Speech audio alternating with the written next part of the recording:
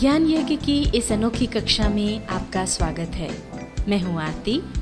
चलिए शुरू करते हैं आज का अध्याय। टैली ERP 9 के इस अध्याय में हम जानेंगे डे बुक क्या है और इसके अंतर्गत हम सीखेंगे किसी निश्चित तारीख या अवधि की एंट्री देखना, किसी एंट्री में परिवर्तन यानी उसको अल्टर करना, एड वाउचर का उपयोग करना और किसी एंट्री को डिलीट करना इत्यादि। आज हम जानेंगे डे बुक क्या है। जैसा कि हमने जर्नल एंट्री के समय सीखा था कि जर्नल में सभी ट्रांजैक्शन को तारीख के क्रम में नियमानुसार लिखा जाता है और उसे बाद में उसी क्रमानुसार देखा भी जा सकता है। इसी प्रकार टैली में हमने जो ट्रांजैक्शन की वाउचर में एंट्रीज की हैं उन्हें डे बुक की सहायता से देखा जा सकता है। दूसरे शब्दों में हम कह सकते हैं कि मैन्युअल अकाउंटिंग में जो काम जर्नल का होता है लगभग वही काम टैली में डे बुक का होता है या उसी तरह से डे बुक कार्य करती है। डे बुक की सहायता से आप न केवल किसी निश्चित दिन या अवधि की एंट्रीज देख सकते हैं बल्कि उनमें आवश्यक परिवर्तन भी कर सकते हैं। वह अन्य कई तरह से आप डे बुक का उपयोग कर सकते हैं जो कि हम आगे सीखेंगे। इसके लिए हमने टैली में जिस कंपनी में हम काम कर रहे हैं वो कंपनी यहाँ पर खोल कर रखी हुई है। सबसे पहले ये गेटवे ऑफ टैली का जो बॉक्स है इसमें हम जाएंगे डिस्प्ले पर। इसके लिए डी आपको यहाँ पर बोल्ड दिख रहा है तो आप कीबोर्ड पर डी प्रेस कर दें। ये देखिए गेटवे ऑफ टैली में डिस्प्ले मेन्यू जो है हमारे सामने आ गया। अब इसमें डे बुक पर जाने के लिए हम वापस जो डी हाईलाइटेड है उसके लिए डी प्रेस कर देंगे तो ये हमारी डे बुक की विंडो खुल गई। अब यहाँ पर जो भी लास्ट एंट्री हुई है वो आपको नज़र आ जाएगी। अगर आपको इस एंट्री में जाना है तो उसके लिए एंटर प्रेस कर दें तो एंटर प्रेस करते ही ये पूरी जो एंट्री है वो आपके सामने आ गई। अब इस एंट्री में अगर आप कोई चेंज करना चाहते हैं, अमाउंट चेंज करना है या कोई सुधार करना है तो आप कर सकते हैं। आपको पूरी एंट्री अगर चेंज करनी हो तो वो भी कर सकते हैं। अभी हमको इस एंट्री में कोई चेंज नहीं करना है तो इससे बाहर आने के लिए हम एस्केप की दबाएंगे जब तक कि बाहर ना आ जाए। ये देखिए हम बाहर वापस डे बुक वाली विंडो पर आ गए। अब यहाँ पर जैसा कि आप देख रहे हैं ये लास्ट एंट्री बता रहा है 30 अप्रैल की। और अब अगर आप चाहते हैं कि किसी और निश्चित तारीख की एंट्री आपको देखना हो तो उसके लिए जैसा कि आपको पता है कि डेट चेंज करने के लिए F2 की का उपयोग किया जाता है, इसलिए F2 की हम प्रेस करेंगे तो ये देखिए चेंज डेट पर हम आ गए। अब यहाँ पर हम उस दिन की डेट डाल देंगे जिस दिन की हमको एंट्री देखना है। मान लीजिए हमको 26 तारीख की एंट्रीज देखना है तो हमने यहाँ पर 26/4 डाल दिया। अब एंटर प्रेस करेंगे। ये देखिए यहाँ पर 26 अप्रैल की जो भी एंट्रीज हैं वो यहाँ हमको नज़र आ रही हैं। मनोज ट्रेडर्स और रवि एंड सन्स की ये 2 एंट्रीज यहाँ पर हैं।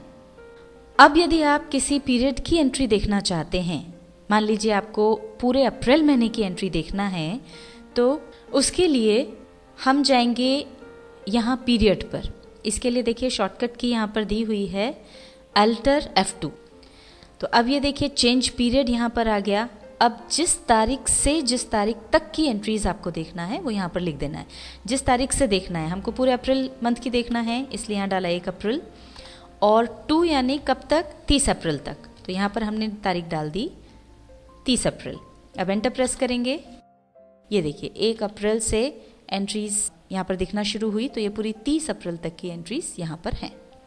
तो इस तरह से ये पूरे महीने की एंट्रीज हमको यहाँ पर दिख रही हैं। और अगर जैसे ये एक विंडो पर हम 1 से 28 तारीख तक की एंट्रीज देख पा रहे हैं, आगे कितनी और एंट्रीज हैं वो ये देखिए यहाँ पर आपको पता चल जाता है।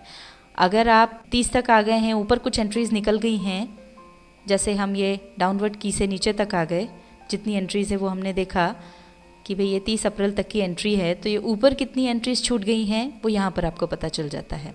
तो 2 एंट्रीज हमारी ऊपर निकल गई हैं। ये देखिए ऊपर की 2 एंट्रीज भी आपको नज़र आ गई। अब ये जो डे बुक है, इस डे बुक से आपको क्या एंट्रीज हैं वो तो पता चल ही जाती हैं। वाउचर टाइप भी पता चल जाता है, जैसे कौन सी एंट्री परचेज में है, कौन सी एंट्री रिसीट की है, कौन सी एंट्री कॉन्ट्रैक्ट की है, वो आपको यहाँ पर मालूम पड़ जाता है।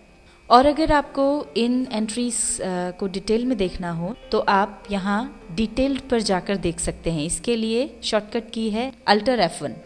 अल्टर F1 आप प्रेस करेंगे तो ये देखिए सारी एंट्रीज जो हैं वो डिटेल में आ जाएंगी। इसमें डेबिट क्या हुआ है, क्रेडिट क्या हुआ है, ये सब आपको नज़र आ रहा है। और अगर आप वापस अल्टर F1 दबा देंगे, ये देखिए वापस सारी जो एंट्रीज हैं वो नॉर्मल फॉर्म में हमारे सामने आ गई। अब यहाँ पर स्क्रीन पर आप देख सकते हैं नीचे कुछ और ऑप्शंस इसमें दिए हुए हैं और उनके लिए शॉर्टकट कीज़ भी दी हुई हैं जिनका उपयोग हम कर सकते हैं। यहाँ पर देखिए ये दूसरे नंबर पर एक ऑप्शन है अल्टर करने के लिए। तो अगर आपको किसी भी एंट्री में कोई अल्टरेशन करना है तो उसके लिए हम एंटर प्रेस करेंगे, जैसा कि हमने आपको 30 तारीख की एंट्री में बताया था किस तरह से आप जा सकते हैं। एक बार और बता देते हैं।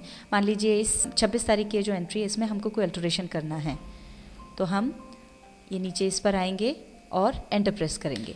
अभी देखिए इस एंट्री में हम आ गए हैं। अब यहाँ पर आप देख सकते हैं कि नरेशन में यहाँ डबल जी लगा हुआ है। अब इसको मान लीजिए हमको सही करना है तो एंटर प्रेस करते हुए नरेशन तक आ जाएं और अब यहाँ पर हमने एक जी डिलीट कर दिया, ये चेंज हो गया। इस तरह से आप अल्टरेशन कर सकते हैं। अब हम आते हैं अगले ऑप्शन पर, वो है ऐड वाउचर।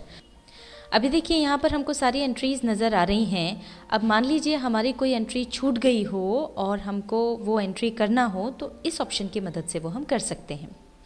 यहाँ पर 19 अप्रैल को हमारी एक एंट्री है, एक एम्प्लॉय को हमने सैलरी दी, उसकी एंट्री यहाँ पर पेमेंट वाउचर नंबर 5 पर की हुई है। अब यहाँ हमने एक और एम्प्लॉय को सैलरी दी थी जिसकी एंट्री छूट गई है, तो वहाँ पर ऐड वाउचर ऑप्शन की मदद से हम उसकी एंट्री कर सकते हैं। तो उसके लिए सबसे पहले तो हम वहाँ पर आ जाएं जहाँ हमको वाउचर ऐड करना है और इसके बाद हम ऐड वाउचर ऑप्शन के लिए Alt+A इसको प्रेस करेंगे। अब ये देखिए पेमेंट वाउचर 5 में चूंकि वो एंट्री हुई थी तो यहाँ पर नंबर जो है 6 अपने आप आ गया। अब यहाँ पर हम एंट्री करेंगे, डेबिट होगा सैलरी अकाउंट, अमाउंट हमने डाल दिया 2500, एंटर प्रेस किया, कैश अकाउंट क्रेडिट हो जाएगा। अब यहाँ देखिए आपको यहाँ पर डेट दिख पा रही है 19 अप्रैल पे, चूंकि जाकर के हमने ऐड वाउचर ऑप्शन यूज़ किया था इसलिए वही डेट यहाँ पर आई है। और चूंकि हमारी एंट्री भी 19 अप्रैल की है इसलिए हमको डेट चेंज करने की ज़रूरत नहीं है। पर अगर आपकी एंट्री किसी और तारीख की है तो यहाँ पर पहले डेट चेंज कर लें। अब हम एंटर प्रेस करेंगे, नरेशन लिख देंगे यहाँ, salary paid to Ankit, enter press करेंगे, एक्सेप्ट कर लेंगे। ये देखिए यहाँ पर पेमेंट वाउचर 5 पर एक एंट्री पहले से थी, एक एंट्री और हो गई है जो हमने अभी की 2500 की, और अब इसके अकॉर्डिंग ही पेमेंट वाउचर की और जितनी भी एंट्रीज़ हैं उनके नंबर अपने आप यहाँ पर बदल गए हैं। इसी तरह से अगर आप किसी और वाउचर में भी एंट्री करते हैं तो उसके आगे के नंबर फिर अपने आप चेंज हो जाएंगे। अब मान लीजिए आप किसी एंट्री को हाइड करना चाहते हैं, जैसे हम चाहते हैं कि एंट्री यहाँ पर दिखे नहीं, इसको हाइड करना है, तो ये पूरी की पूरी जो लाइन है इसको हम रिमूव कर देंगे। उसके लिए ये यहाँ पर आपको ऑप्शन मिलता है, शॉर्टकट की है Alt+R। Alt+R आप जैसे ही दबाएंगे तो देखिए ये अब केवल एक एंट्री रह गई, जो अगली एंट्री हमने ऐड की थी वो यहाँ से हाइड हो गई है, हमको दिख नहीं रही है। और अगर उसको वापस लाना है तो उसके लिए ये रीस्टोर लाइन ये वाला ऑप्शन यूज़ करेंगे। उसके लिए Alt+U ये की हम प्रेस कर देंगे। ये देखिए ये वाली हमारी जो थी 30 तारीख की दूसरी एंट्री वो वापस आ गई। अब अगर इस एंट्री को डिलीट ही करना है तो उसके लिए डिलीट ऑप्शन मिलता है, जिसके लिए शॉर्टकट की है Alt+D। Alt+D प्रेस किया तो ये देखिए एक डायलॉग बॉक्स डिलीट का आएगा जो आपसे पूछेगा कि वाकई आपको इसको डिलीट करना है क्या। अगर आपको डिलीट करना है, यस करना है, तो एंटर प्रेस कर दें। ये देखिए नीचे आकर के हम देखते हैं यहाँ से वो एंट्री डिलीट हो गई। अब अगर आपको डे बुक से बाहर आना है तो यहाँ पर आपको ऑप्शन मिलता है क्विट का। उसके लिए शॉर्टकट की है Ctrl+Q। Ctrl+Q आप प्रेस करेंगे, वहाँ से वापस हम डिस्प्ले मेनू पर आ गए। अब यहाँ से बाहर जाने के लिए एस्केप की हम प्रेस करते जाएंगे। टैली ERP 9 के इस अध्याय में हमने जाना डे बुक क्या है और इसके अंतर्गत हमने सीखा किसी निश्चित तारीख या अवधि की एंट्री देखना, किसी एंट्री में परिवर्तन यानी उसको अल्टर करना, ऐड वाउचर का उपयोग करना, किसी एंट्री को डिलीट करना इत्यादि।